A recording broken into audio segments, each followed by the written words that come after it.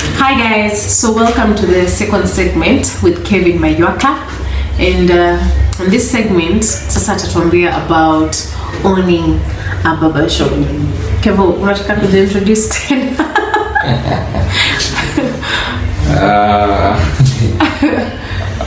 I think as she has stated, my name is Kevin Bado. I'm also a proud owner of a barber shop, which is part of the Scotland Realtors Limited as a group of companies, but now it's Executive Scotland Executive Barber Shop. So it is here in Maywaka, and it's running up well. So, Float, if you had not watched his interview, that is for last week, I basically did an interview of him telling us about his real estate business. Yeah, so what you can do, just rudi nyuma kidogo and watch that interview. You're gonna find it really helpful.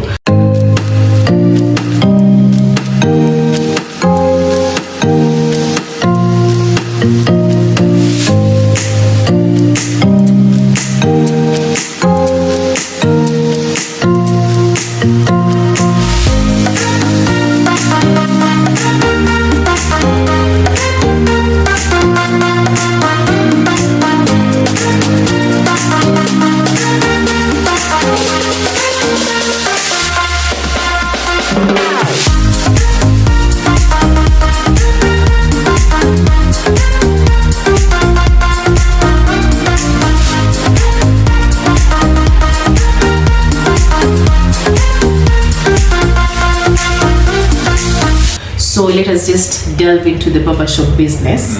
So when you're starting a kinyozi, also just tell us what aspects do you put in place?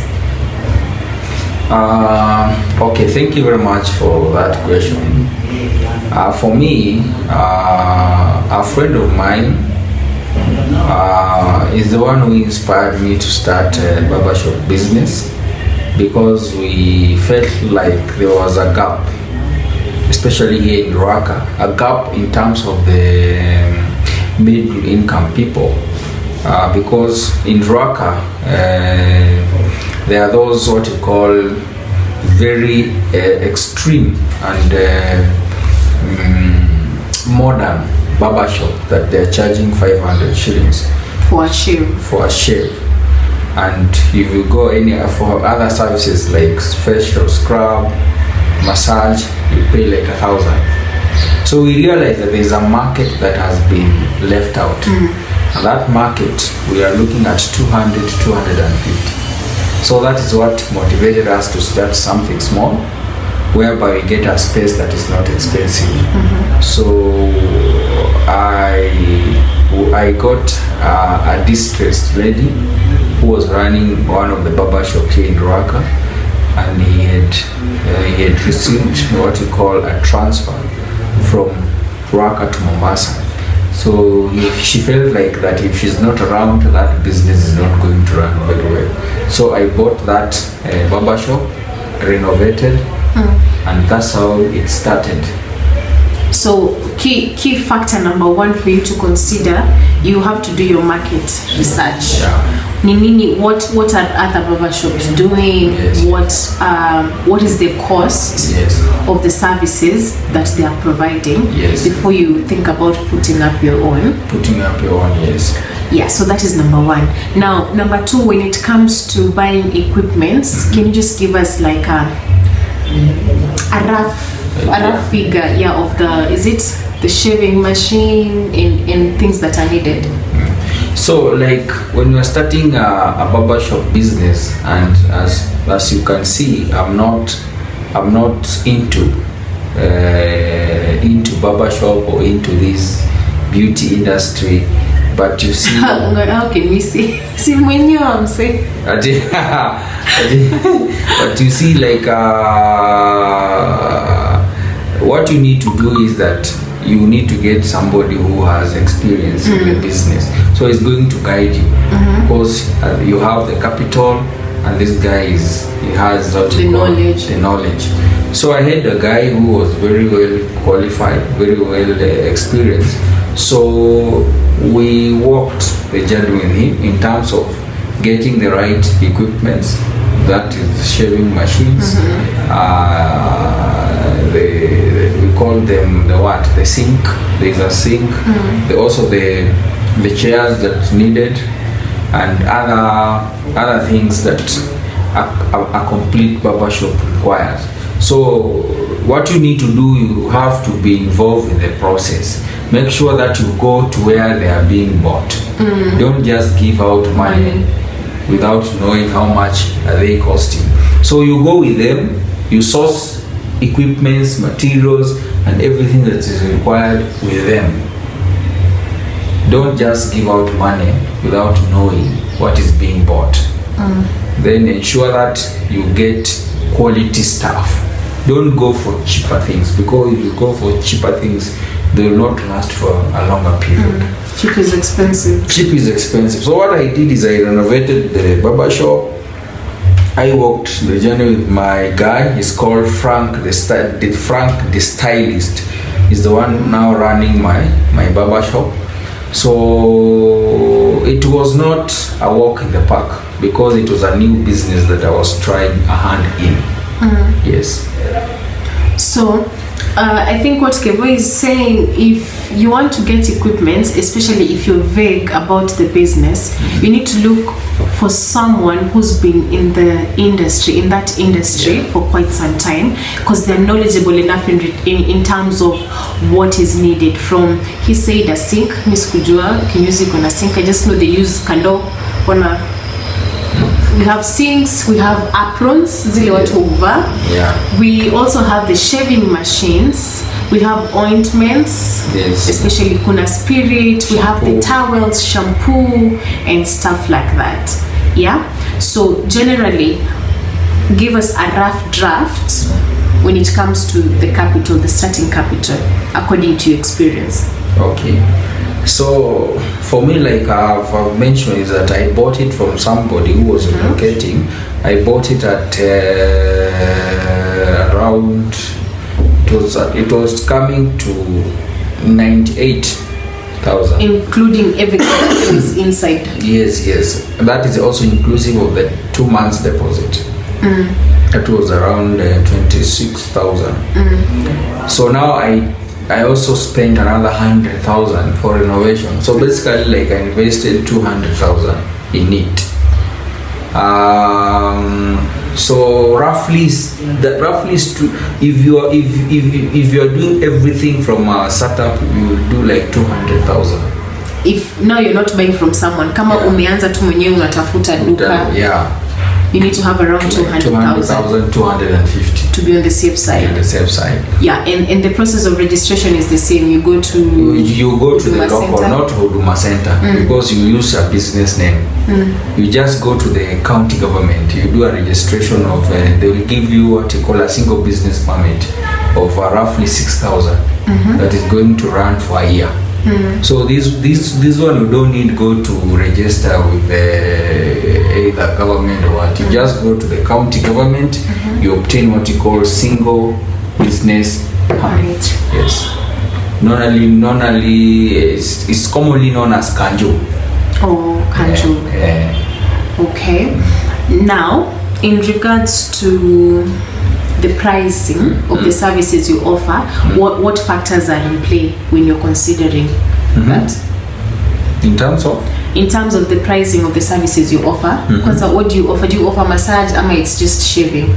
So number one, we offer haircut for children, haircut for adults. We do coloring. We also do what you call the massage, but not extreme massage. So we do the beards, the beard cuts, we do the facials, and also we do the what you call the coloring for ladies. Really? Like maybe basically I can able to show you the what we have. because you can also log into our online page and able to see. So we have fade cut, we have gentleman cut, we have dye application, we have beard trim, we have beard trim plus dye. Yes, we have lineup is like you can see mine.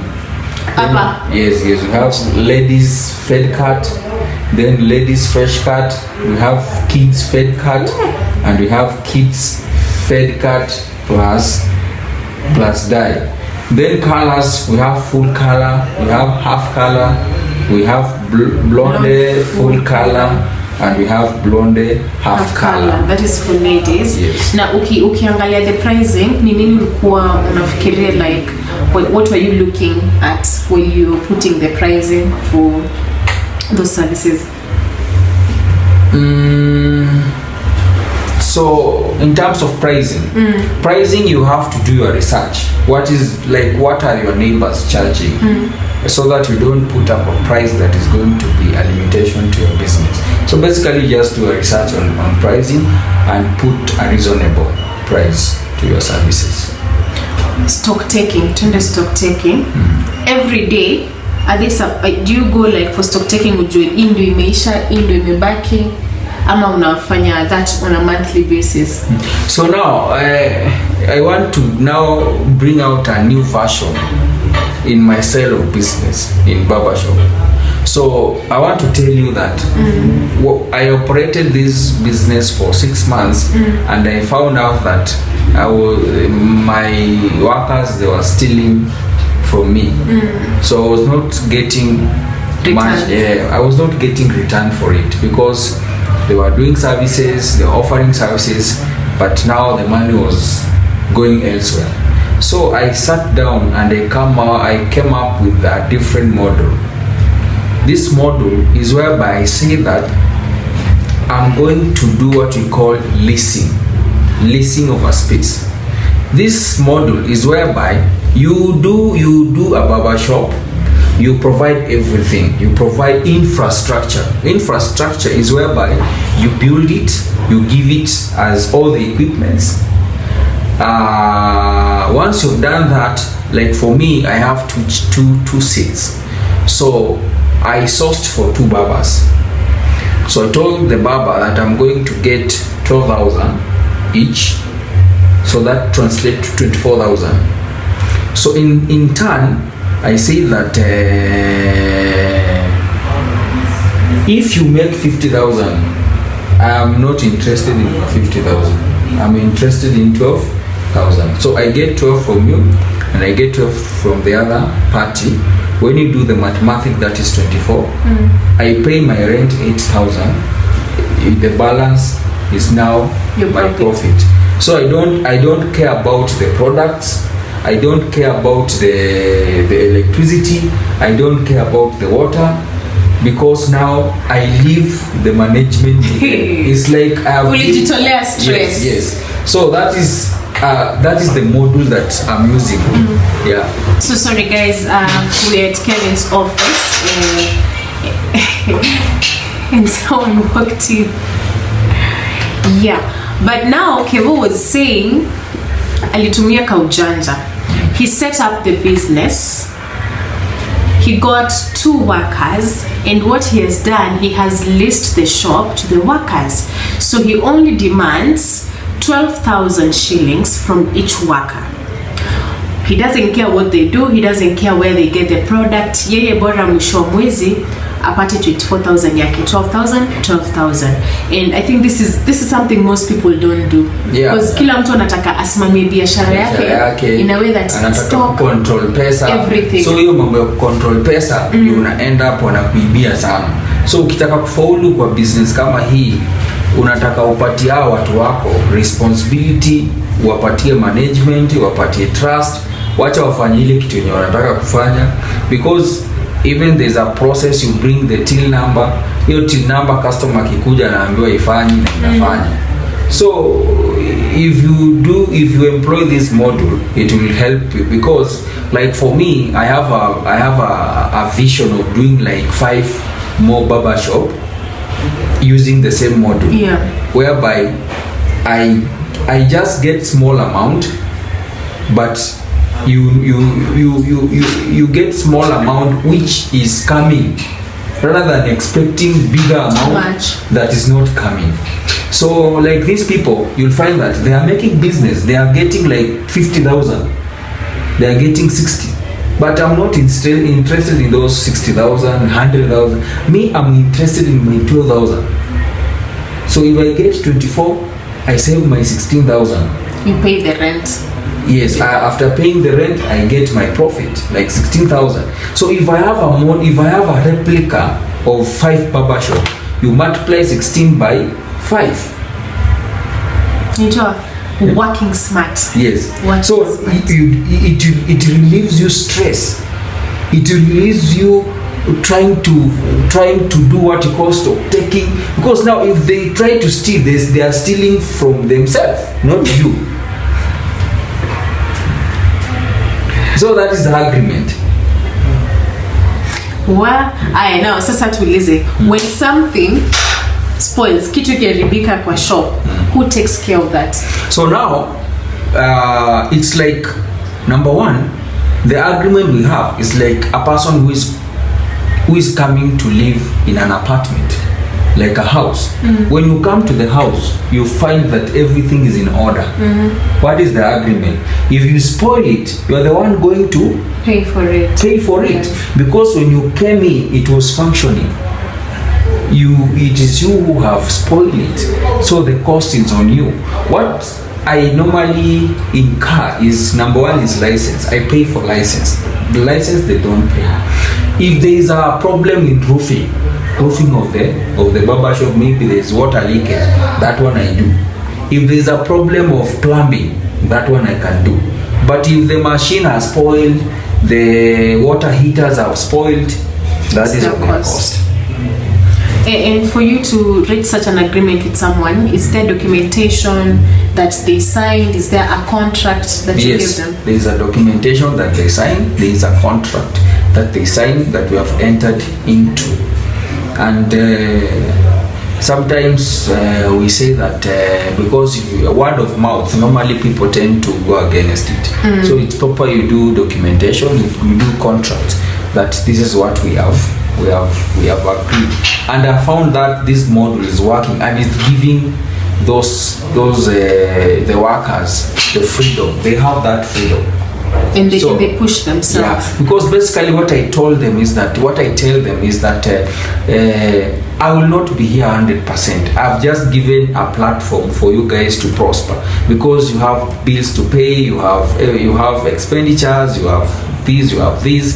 So for me, I'm not much into profit of this place, because I have other hassles. I just want to give you platform to help you feed your families.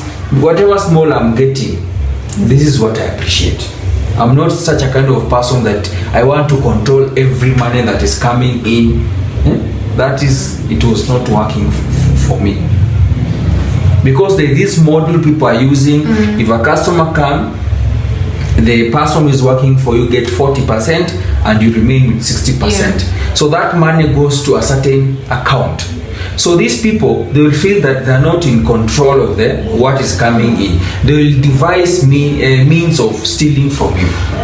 So that module of 60-40% was not working. Is when I adopted this module, whereby give your employees ownership. And when it comes to workers stealing from you, how did you handle that? Did you fire them? Is there a way that you managed to get back what they had taken from you for 6 months? For that we decided to close the barber shop for a period of 1 month. Then we sat down. I strategized. So I got new people. Is when I bring in the second module I'm saying. So this one has worked for me for the past 1.5 years, because I'm getting I'm getting what we have agreed. Are you getting it? Yes. Because you see, like this issue of business, workers stealing from you is something that is really killing businesses. So if you doesn't have proper management and proper strategies, you will find yourself in problems. So I can say this has really worked for me. And those people who are aspiring to start such kind of business, if you start this business with a desire to be managing all the income that is in that business, it will be very difficult for you to prosper, because your workers will devise means of stealing from you. Now, for people who are planning to start, Cynthia, you when you started, they stole from you for 6 months without you knowing. What are the key things to look for them to be able to know these guys are stealing from me? Those 2 small things that now you started noticing later on in the business. First of all, rent. You start now getting money from your pocket, paying rent. You start getting money from your pocket, buying products.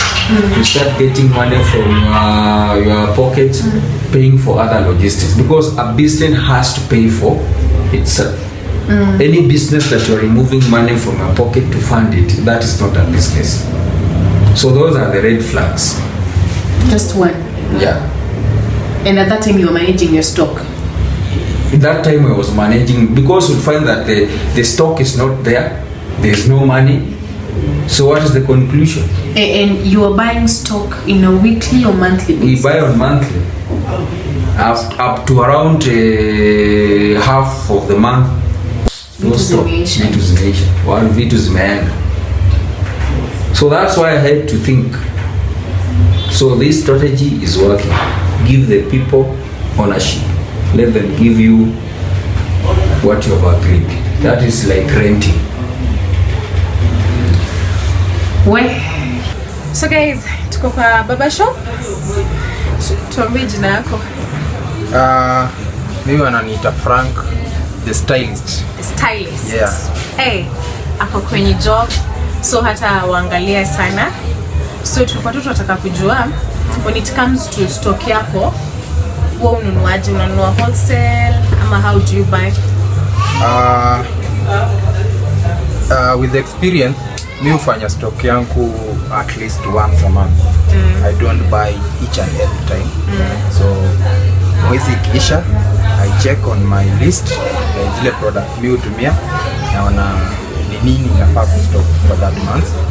Then from there, I use different kind of products kwa sababu ya hii nywele mimi handle sana natural hair. So for natural hair kuna different kinds of products wenye hutumika. Huyu anataka nywele yake ikae hivi, huyu anataka nywele yake ikae hivi. So when it comes to where to buy what, I don't go to one seller nichukue kila kitu kutoka kwake. Huwa nina shop around to get the best product and who has the best price. Kwa sababu hii inakuja kwa business. So lazima nipate product na bei yenye itanirudishia ile pesa ya biashara. So naweza kuja kwako nipate the same product unauza na, for example, let's say 200, kuna mtu mwingine anauza na 180. Yeah. Nikishop around nitapata mtu mwingine anauza na 185. Nitaangalia. So nitaona maybe unauza na 200 lakini uko karibu na mimi, na kuna ule anauza na 185 ako very far, na kuna ule anauza na 180 ako hapo katikati. So nitapiga time na returns za pesa, ni calculate na hizo vitu zote, then hiyo ndio itanipea ile determination, either nitachukua kwako ama hapo katikati ama kule mbele. Na kule mbele nitaenda huko kwa sababu kuna other products ninazitaka ziko huko. So ninasema heri nichome fair, niende nipate product na at a cost high over 5 bob, lakini kuna venye bado nimesave, nimenunua products mingi. Okay. Yes. So now, finally, ni nini haswa that are key for a barber shop when it comes to those products? Clients. Lazima uende na wale clients wenye uko nao wanapenda nini. Yes. So usinunue chenye kiko na watu kidogo wachache wanaitumia. Tafuta kitu ambacho kinatumika na clients wengi na bado kiko na sales, na pia ikuwe ni product yenye ni unique.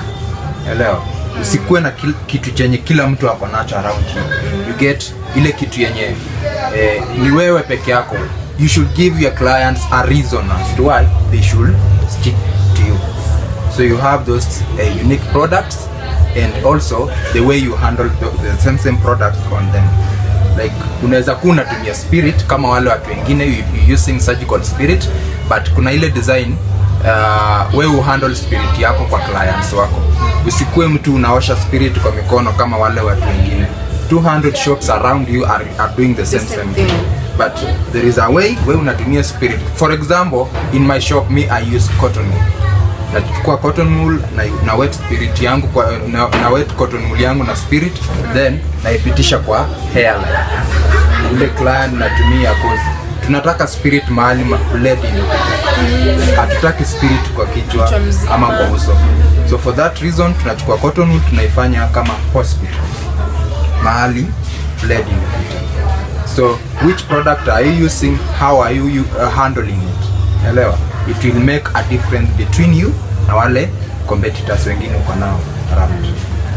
So when your client leaves your shop, maybe tuseme by chance ametravel mahali kwingine akaenda akapata service huko, atakaa kwa kiti wakati anasaviwa, atacompare benye amesaviwa is the same spirit, atakumbuka ama atakurate experience.